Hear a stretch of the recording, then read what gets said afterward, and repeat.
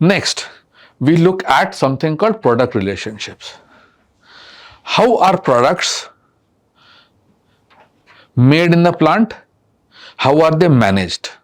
We looked at what are the classifications of the product till now. Now we will see how these products are managed by the parent companies. Okay. Product relationships have four sections. One is called the product hierarchy. Next is the product system and mixes, and product line analysis, and then product line length. Let us look into all of this and try to understand what these things mean. First, we take the product hierarchy. Okay. Now, product hierarchy is the levels or the sections in which a product is actually marketed. One, we have products that are, or how these products are managed and maintained by the company either in their factories or in the end dealerships or showrooms. Okay. First product is called the need family product, then a product family comes, then it is a product class, product line, product type, and item being the individual unit. Let us look at this one at a time. Need family. Okay, for example, why does a person or why do most people use cosmetics? One, to feel good, to look good. What does this mean? What is it doing? You are satisfying the basic need of a basic need, like feeling safe or looking good. The need family is the core that underlines the existing of a product family. Later comes the product family itself. What is it? It is all the product classes that can satisfy a core need with reasonable effectiveness. For example, to feel safe and good, you need toiletries, and in toiletries comes after the product family comes the product class, a group of products within the product family that is recognized as having a certain functional coherence. For example, in toiletries you have got many things. You have got aftershaves, you have got cosmetics, you have got brushes, toothpaste, everything. Now let us take a section of it as that is the product family. Now let us take a section of that product family which is a product class. In that we call a product class called, let us take the example of cosmetics. Okay. So when the cosmetic comes, it is a group of things. In cosmetics you have got many things. What many things? You have got perfumes, you have got mascaras, you have got eyeliners, you have got lipsticks, you have got facials, you have got, and the girls can tell you better.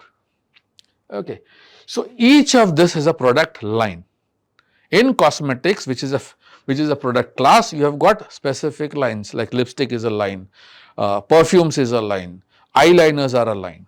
So a product line is a group of products within a product class that are closely related because they perform a similar function. For example, lipsticks, and these sold to the same customer groups and marketed through the same channels. Very important, they are marketed through the same channels and fall within given prices. For example, Maybelline as a lipstick, it has its own channel and Maybelline uses that particular channel to market all its other cosmetics. Apart from lipstick, even the mascara will be sold at Shoppers Stop, for example. The lipstick also will be sold at Shoppers Stop. The eyeliners also will be sold at Shoppers Stop. So you have this channel which is also clear.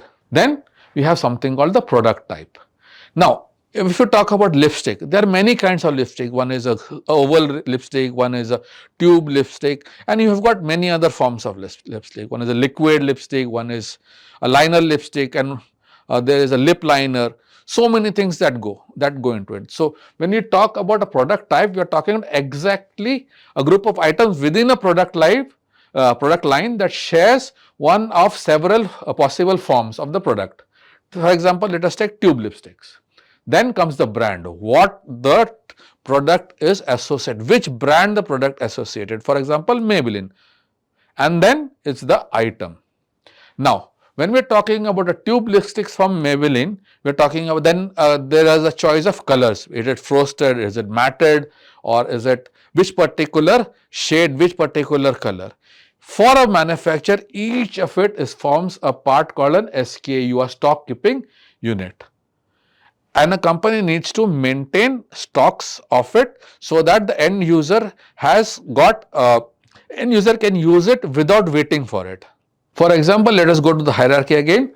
The need is to feel and look good, and the product family is, we're looking at toiletries. Okay. Now, how does it difference? Now, if you say need family, they feel and look good. You have got toiletries, you have got clothes, you have got fitness equipment, you have got many other things. You have got dental services, whatever. So, in that, when you talk about product family, you talk about the toiletries section of it. In toiletries, we talk about cosmetics, that is the product class. Product class comes down to product line. In cosmetics, we have got lipsticks. Product type is, in lipsticks, we are talking about tube lipsticks. When you are talking about a brand which it comes under Maybelline. An item lastly is frosted or particular or shade number. Okay. Now, let us talk about the product system. Product system is a group of diverse but related items that functions in a compatible manner. If it is confusing, please do not get confused. It is very simple. We are talking about diverse but related items. For example, Nikon as a company sells its basic 35mm camera, and also with that is one particular system, a camera 35mm. Apart from that, there are so many other things. You have got lenses, you got filters and other options that constitute, and you can add on, there is a flash, etc., etc. So, the Nikon manufactures all of them but sells them separately. That totally forms a product system. It is diverse, but all the products are related. Like that, for example, even if you talk about automobile manufacturers, they have the car and then they have accessories which the manufacturer themselves manufacture. So, they have different product systems, and then it forms, all this comes under something called product mix. A product mix, also called product assortment, is a set of all products and items that a particular seller offers for sale. The company product mix has something called width, length, depth and consistency, and a product mix consists of various product lines. Let us look into it. The width of a product mix refers to how many different product lines the company carries. Length of a product refers to the total number of items in the mix. The depth of a product refers to how many variants are offered by each company. And the consistency of the product is how closely the various product lines are related in the end use. For example, let us look at this particular feature. Now, this is a company which manufactures anything. Now, we have different product lines. This is product line 1, product line 2, product line 3. The number of products in this company, in this particular line, is the depth of the product. So, here you have got, here the depth is 3, here the depth is 2, here the depth is 2, here the depth is 3. So, and in each line, for example, here you have got 2 product lines. So, the length of this particular product line is 2. You got line 1 and line 2. And when you talk about product mix width, it is the total lines, that 1, 2, 3, that goes together to make the product width. Now, let us take a practical example and see this. For example, if you talk about Hindustan Unilever, the product lines, what would be the product lines? 1, it is the home and personal care, another is the beverages. That are the product lines. So, how many product lines we have? We have 2 product lines. Then we talk about the length of this product lines. Now, if you talk about home and personal care,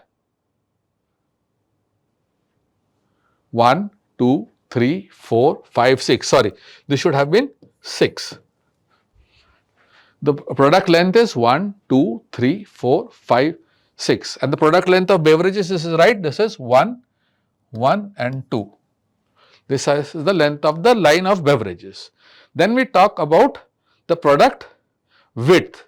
When we talk about the product width, we see that for Hindustan Liver, we have got 1, 2, 3, 4, 5, 6, 7 and 8. So, the width of Hindustan Unilever is 8.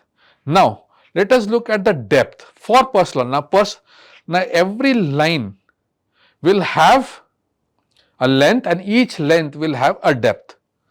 Okay. For example, product width is of personal wash is 1, 2, 3, 4, 5, 6, 7, 8. For this, for laundry it is 1, 2, 3. For skincare it is 1, 2, 3. For same thing, for coffee here it is 1, for deodorants it is 1 and 2. This is what a product mix looks like, and the concepts of line, length, breadth, width, and how these are consistent. All are FMCG goods which Hindustan Unilever uses a similar channel, or if not the same channel, to market it to its or to deliver it to its end user. What are the advantage? Major advantages of product mixes. 1, it is to create a product line which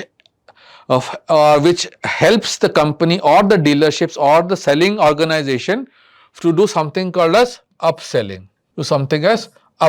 For example, Tata Motors. If you walk into Tata Motors and you want the base model of Altroz, what the dealer would want to do is, instead of selling you the base model, they will explain the various features and benefits, and then try to upgrade you from either the base model to a top model of Altroz or move to other category itself next on. The process of doing this is called upselling, and then there is something called cross-selling. Now, cross-selling comes in a concept where, for example, you have bought HP ka printers. For example, you have bought a laptop of HP. They would also, along with the printer, they would want to sell you the cartridges, color inks and printers, all different products of HP. And once you have bought a core product like a laptop, they would want to sell you the other things also. For example, a very classic example of this is Gillette. You buy the blade and then they will sell you the blades. You buy the stick and the system once and then they will sell you blades later on. This is cross-selling. And other objective is to clear, and the basic idea is to have this line, length and cross-selling and upselling is to protect the company from economic ups and downs. When there is a sluggish market for one particular product, probably another product sells. If there is a recession in the market and Hindustan Lever is not able to sell soaps, it has always relied on its sale of salt and other stuff which you basically need. So, they protect themselves from the economic ups and downs. Now, what does this product, why does a company have to spend so much time and effort to create different lines? 1, it can add new lines and thus widen its product line. They know for example, you have so many companies. ITC was into tobacco. Then they saw that tobacco is doing well and we need to expand our business. We put in another line, real estate. Then we put in another line, apparels. So, now the product lines have increased. Apart from tobacco, they have got real estate, they have got apparels also. So, they have increased their product line. It can lengthen the line. Once shirts have been introduced, they introduced pants, they introduced t-shirts, they introduced they introduced shoes, they introduced various apparel also. Then they can add more variants to deepen its product mix. For example, a car comes with a base model. Now the company can add various other features and make different models of it.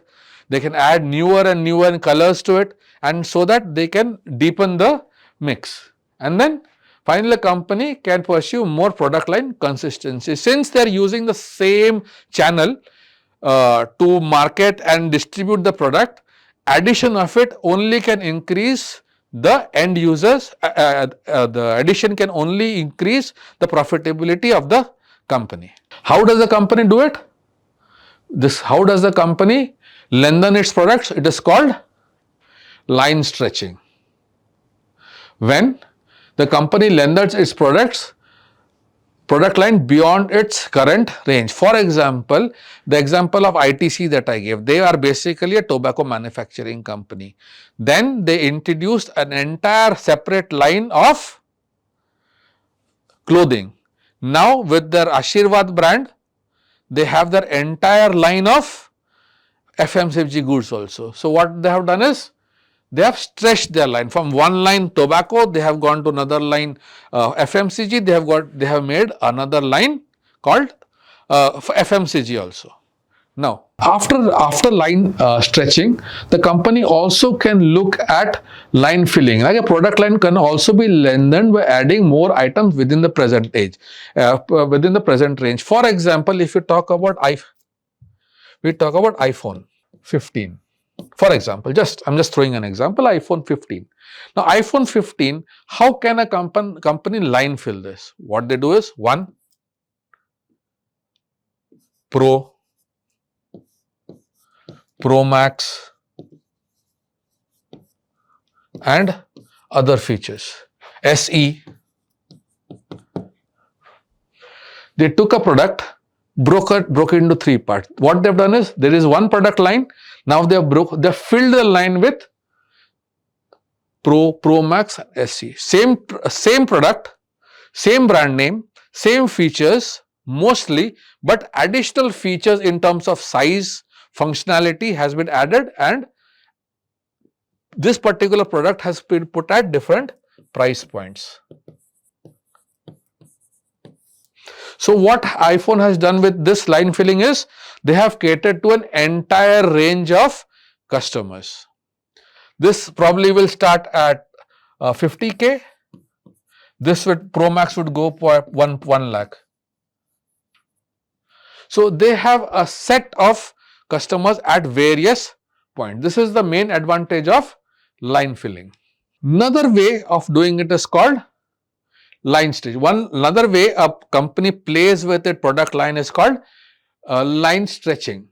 Now, for example, if I take a rubber band and pull it, what am I doing? I'm stretching it. Likewise, it is the same concept used by companies. When I say line stretching, what does it do is, there are three kind of stretches that can happen. One is the product. Either you can go up, or you can go down, or you can go both ways. When you talk about down market stretch, a company goes downwards. For example, Mercedes, most popular selling brand is called E-Class. The most popular is E brand. Now, even though it wanted to maintain its eliteness or luxury lifestyle, what they took consideration is, there are certain people in the price range. If I say Indian example of it, they saw that a Mercedes-Benz E-Class sells at 50 to 60 lakhs. Now, even a customer buying something at 30 lakhs is also considered premium, in 30 or 25 lakhs is considered premium in the Indian context. Now, to fill that, what Mercedes did was introduce something called as the C-Class. At the 25 lakh range also is considered premium. So, Mercedes in this way, what it did not compromise on its premium and luxury look. Now, they have introduced for that 25 to 30 to 35 range, there is something called as a A-Class. If you see, Q7 was the main product of a SUV. To cater to the Indian market, they launched something like a Q5 and Q3, a stripped down version. Premiumness remains, brand image remains, yet the company gains business. Another aspect to is, when the company moves upwards. Toyota, when it started off, it was a cheap alternative to high-end cars.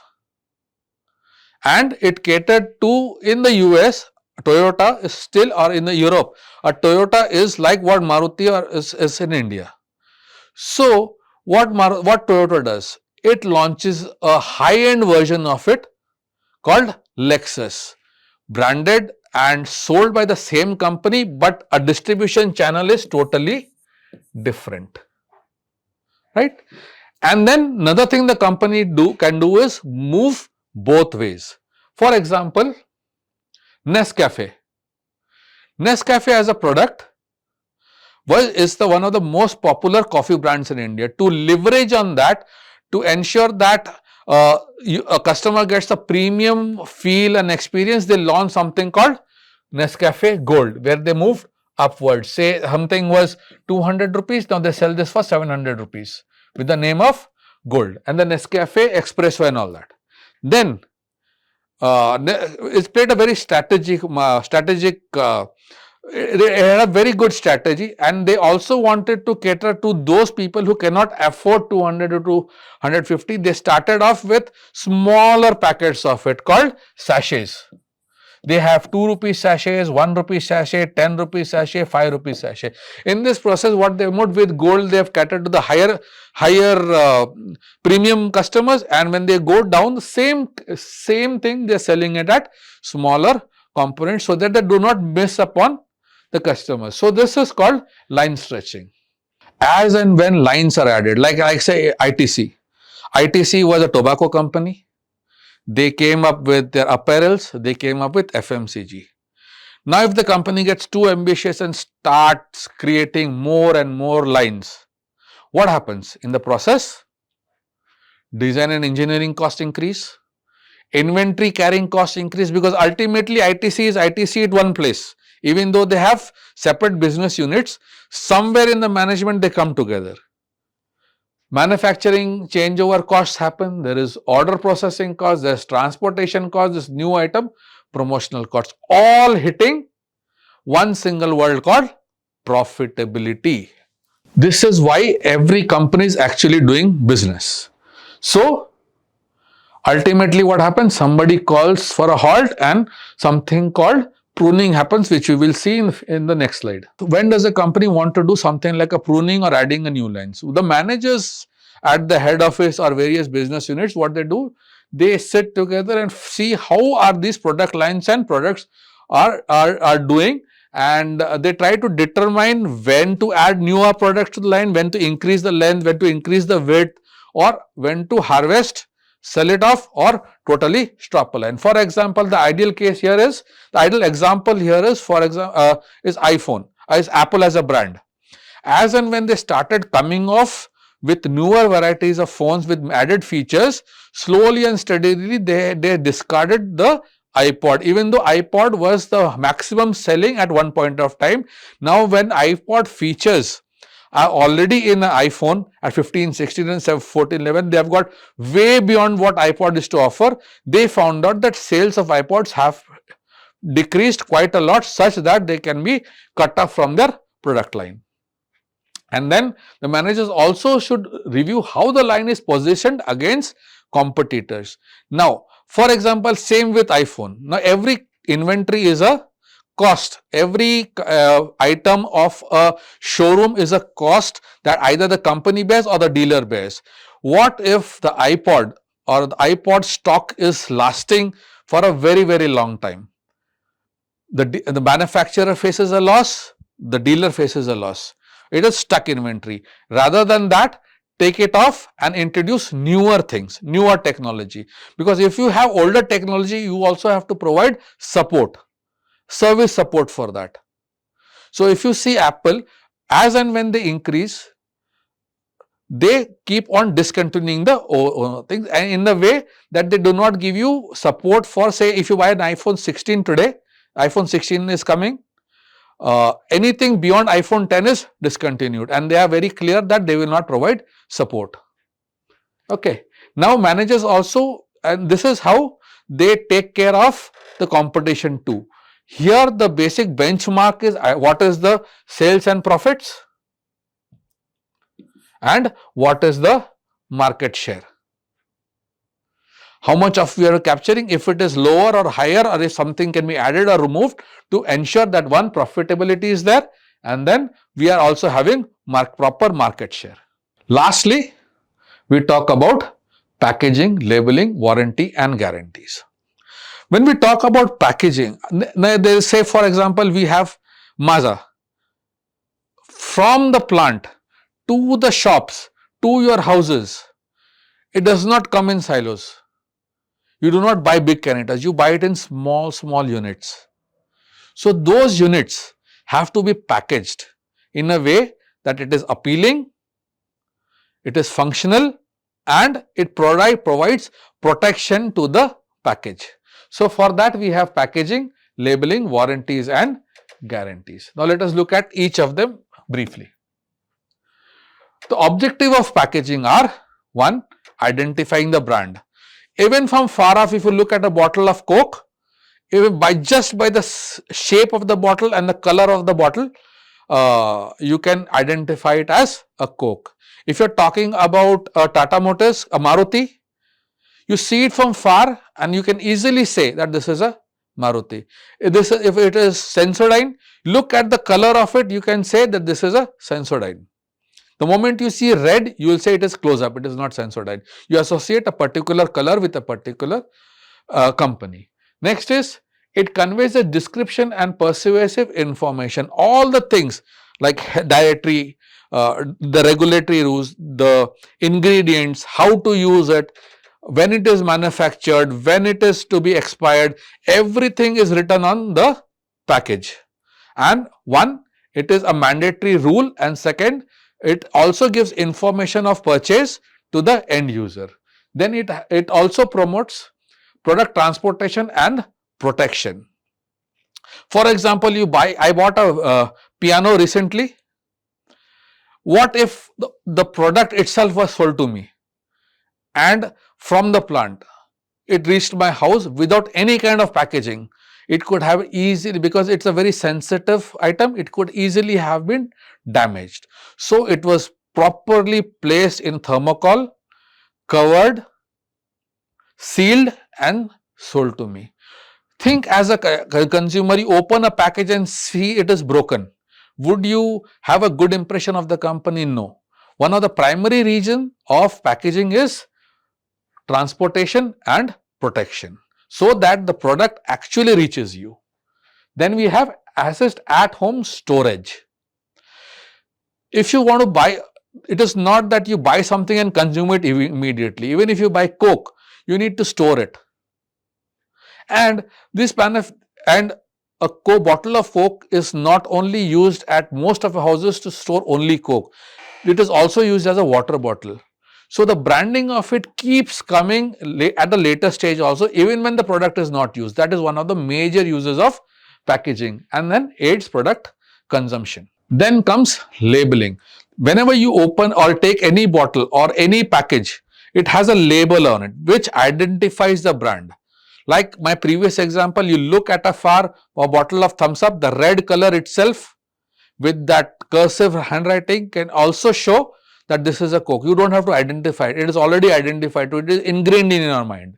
So the label identifies the product or brand. The label also might grade the product. For example, if you see a green dot, it is vegetarian. If you see a maroon dot, it means it is a non-vegetarian. Such information are also on the label. The warranty, manufacturer, the warranty of the product, the guarantees, if any, are also mentioned on that.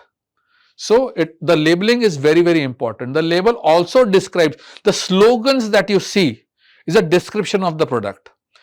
And if you see most of the the FMCG things, FMCG products, you will find directions to use. That also is on the label, how to use the product. Have you ever received a manual with a bottle of Coke? No, it is not possible. It is not possible, it is not feasible. So where does how directions to use come? It comes, if you see a bottle of ghee or if you see ready to eat, it does not come with a manual. The manual is there, but it is printed on the label. So the end users get a idea of how to use the product. And the label might promote the product through attractive graphics. Any product that you see, the labels are very well and color attractive. That is where the manufacturer use the labels to promote their products also. Lastly, warranties and guarantees. Warranties are formal statements of expected performance, product performance by the manufacturers.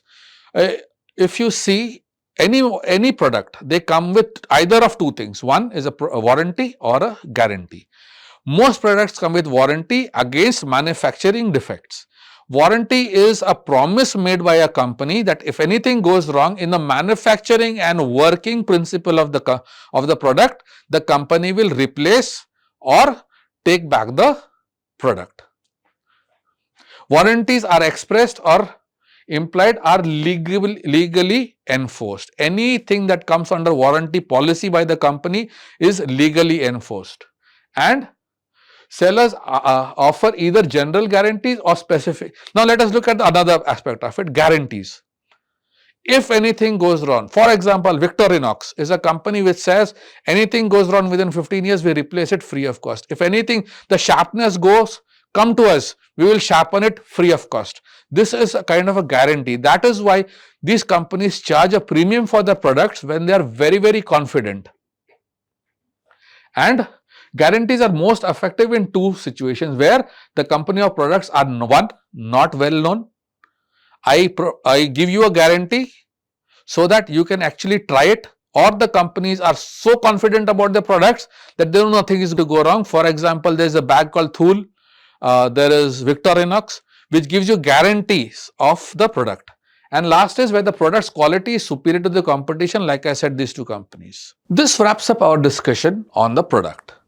In the 4 P's of marketing, we have explored how products, product design, branding and differentiation shape customers' one perception and then leads to business success. Remember, a well-designed product is a foundation of any great marketing strategy. Stay tuned for more insights as we continue our journey through the marketing mix. Thanks for watching, and I will see you in the next session.